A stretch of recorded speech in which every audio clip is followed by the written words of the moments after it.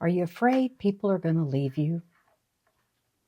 That if they really knew you, they wouldn't like you or love you?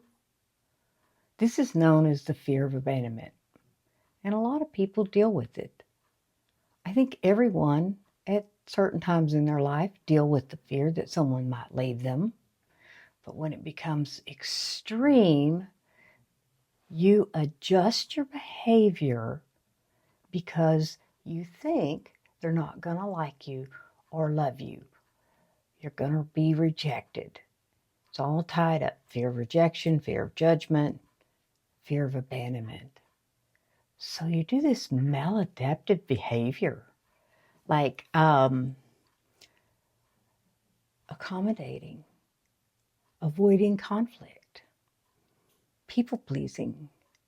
You like what others like. You want what others want. You don't have a clue what you want or like because, you're the chameleon. You're just going to change and adjust to whatever your surroundings are because you don't really know yourself. And that's the gist of what I like to convey on my channel here on YouTube, is to develop a relationship with yourself.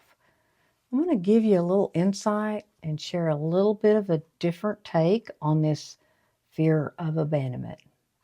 So this behavior I talked about of being very accommodating, people-pleasing, avoiding conflict, all of that stuff, what you're really doing and what the root cause of the fear of abandonment is you are abandoning yourself. And when you abandon yourself in relationships, this is real common in interpersonal relationships. And it's a codependent trait that's really strong. So you try to control things. Say someone comes in and they're agitated about something, and so you want to adjust and you want to do the things, jump through hoops, turn yourself inside out so they'll be happy. Well, trying to make someone else happy by adjusting your behavior ends up making you very unhappy, very unhappy. And it's an illusion. You cannot control another person's behavior by your behavior. You just can't do it. So how do you develop a sense of self? Well, you have to learn what you like and what you don't like, what you want and what you don't want. This takes some journaling and some inventory. I think of the saying, to thine own self be true. You set boundaries. And if you don't know yourself, you really can't set boundaries, because the boundary is not an ultimatum. If you don't stop doing this, then I'm going to do this. It's not that at all. It's the other person can do whatever they want. It's you telling them what you're not going to do or what's not acceptable to you. And it's like people struggle with boundaries. And the way that when I work with someone, I like to tell them, think about a boundary that you want to set.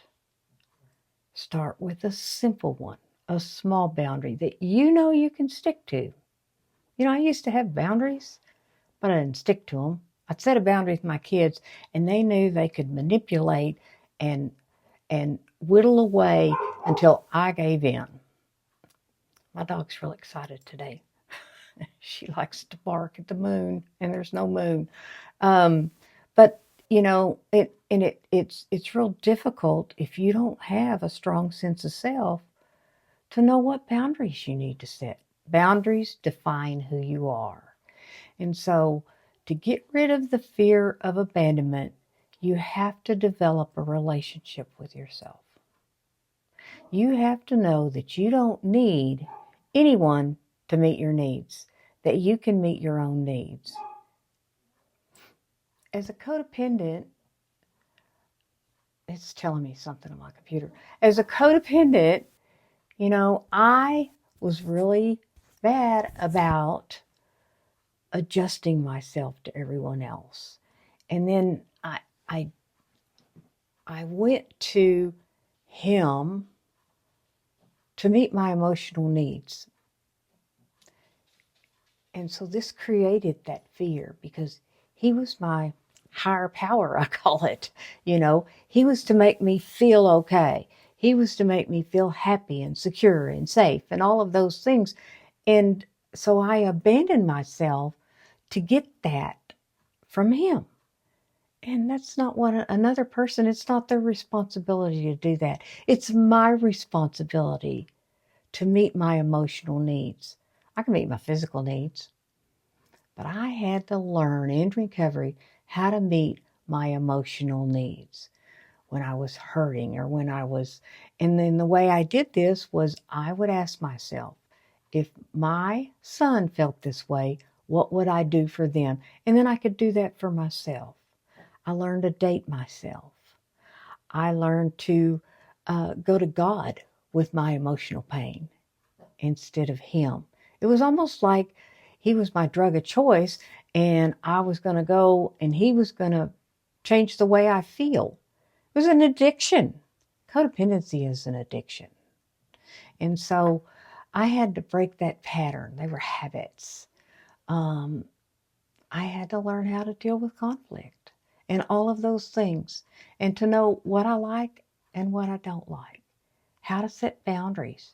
These are all things to develop your sense of self, to not immediately think about the other person. I'm going to put them out, or I'm going to, to think about you first. So oftentimes as women, we bake the pie and we cut it into pieces and there's 6 people and there's 7 people. And guess who does without the piece of pie? Me. You have to learn to take the first piece of pie. Then you're not abandoning yourself. If you like what I share here, please subscribe, hit like, share this with somebody you might know needs to hear this. And I was discussing this with my accountability partner this morning, and I was throwing out some ideas about what I might want to do my next video about. And I mentioned this, and she said, yes, do that. So Carol, there's your video. Fear of abandonment. And that's where my tagline comes from. To be you on purpose. Thanks for watching.